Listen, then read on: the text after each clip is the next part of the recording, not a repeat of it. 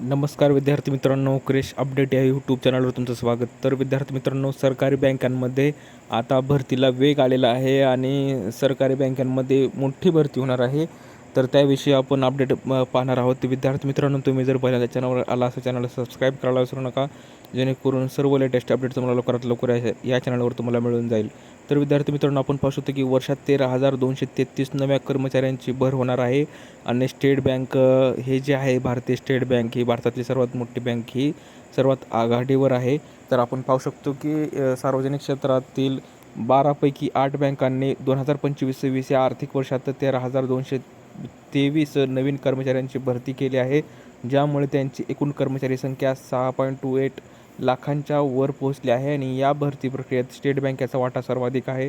बँकांच्या वार्षिक अहवालामधून संकलित केलेल्या आकडेवारीनुसार 31 मार्चनुसार 2026 अखेर या 8 सार्वजनिक क्षेत्रातील बँकांची एकूण कर्मचारी संख्या 6,28,000 इतकी होती.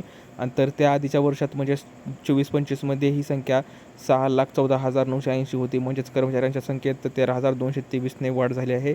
या 8 बँकांमध्ये state bank of Baroda, Canara bank, Punjab national bank, bank of Indian bank, UCO bank आणि बँक ऑफ महाराष्ट्र यांचा समावेश आहे. आणि मित्रांनो, आपण पाहू शकतो की सार्वजनिक क्षेत्रातील इतर 4 बँका, Punjab and Sind bank, union bank, ह्या ज्या बँका आहेत यांनी अद्याप त्यांचे वार्षिक अहवाल प्रसिद्ध केलेले नाहीत.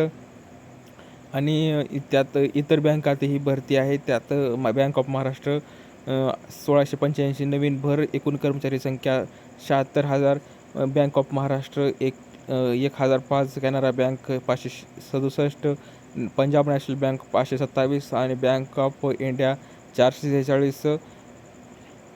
तर नवीन भर आपण पाहू शकतो, त्यात पूर्ण तुम्ही स्क्रीनवर पाहू शकता. आणि इंडियन बँक, तर अशा ह्या बँका आहेत विद्यार्थी मित्रांनो. आणि ही जी भरती आहे ती झालेली आहे.